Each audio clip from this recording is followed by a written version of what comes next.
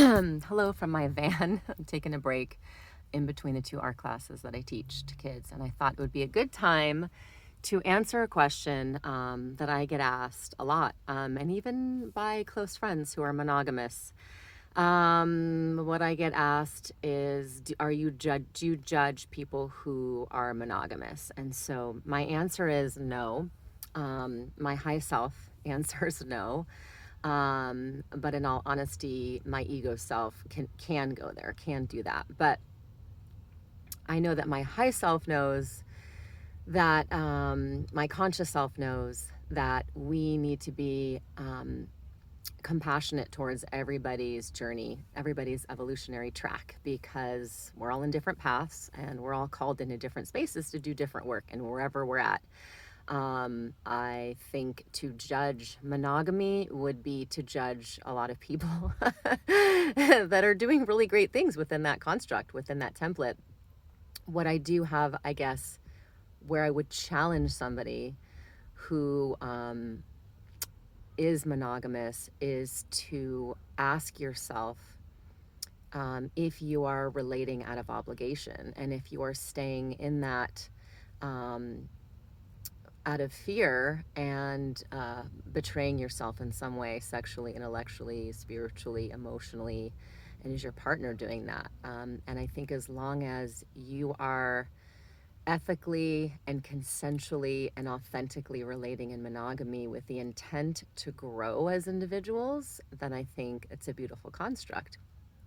But when the construct becomes sort of this programming, the societal, cultural, religious programming that tells us that this is the only template that we can evolve in, and that any other templates is dysfunctional or void filling. And there are a lot of spiritual leaders out there. In fact, there's one in particular that I'd love to call out that's very, very well known, who has shamed non-monogamy as those of us that engage in non-monogamy are unconsciously numbing or void filling because we don't think that we can get everything in partnership. And I don't think we can. I think it is absolutely impossible to lean on one person for our entire life's journey, for all of our growth, all of our sexual needs, all of our everything that sustains us and our soul, both consciously and even just in our human vessel, the things that we need and want.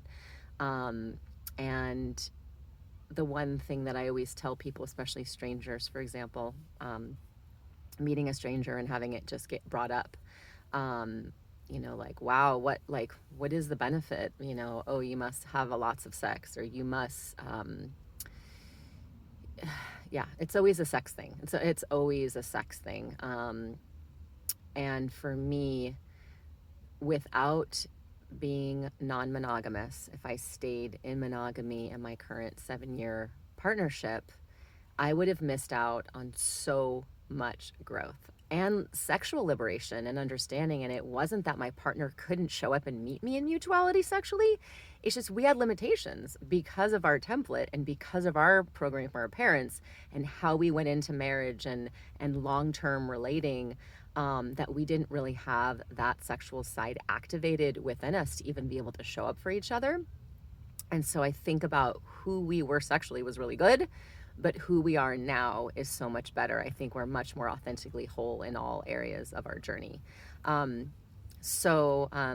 guess this is kind of a ramble, but I don't judge monogamy. It served me and my evolutionary track really well. And actually, for a really long time in this journey, I'd say for at least 2 years, I questioned, is this just part of our journey going into non-monogamy? And then we're going to come back in monogamy. Like, are we going to go into open relating and swinging and lifestyle and separate relating and get all of our data points, all of our growth and evolution, and come back into monogamy? And that was it was a very much an unknown, and we were totally surrendered to flow and went in and out of it. Every time we got triggered, it was like, I don't want to do more, fuck this, I want to go back to being monogamous, this is too much.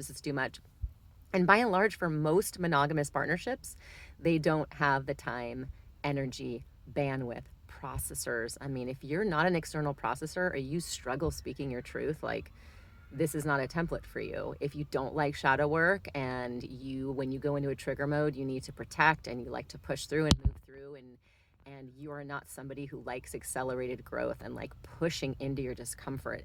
If you're a projector and it's like you already have an existing partnership in monogamy and are even thinking about going into open relating, and you are not ready to face your shit, like, this will ruin your relationship. But ultimately what will ruin your relationship is not doing your personal work. I don't think anything ruins a relationship. Like, that's a farce to me. What ruins relating a relationship that's perhaps otherwise somewhat healthy and goes south is because people don't want to show up in mutuality and do the work it takes. So those are my thoughts on that very non-organized ramble, as most of my videos are. But I do not judge monogamy at all. I think it can be very high functioning and very conscious and very growth producing. It can also be very playful and committed, but yet you are staying on the journey, focused on the journey, not focused on the destination, not focused on putting your partner in a respective box of how are they going to show up and do this and do that and do that. And if you can be in flow in monogamy, knowing that you're going to focus on the journey, and that if either of you decide to part ways, that you'll do it lovingly and honor each other's soul path, I think that's great. But obligatory relating that's based on fear, possession, and control, I don't judge. I just don't think it's healthy, and I don't think that it's going to help us with our higher consciousness evolution. And we're put on this planet to evolve. We're put on this planet to evolve, to heal relational wounds in relating, and to know when we can't do that in monogamy and just go, okay, this partner is not showing up to meet me in mutuality and grow. And then what does that mean? Do you go into another monogamous relationship, or do you open yourself up to many different experiences, many mirrors, many different partners, or maybe one partner and a bunch of casual experiences? But okay, ramble done. Have a great day.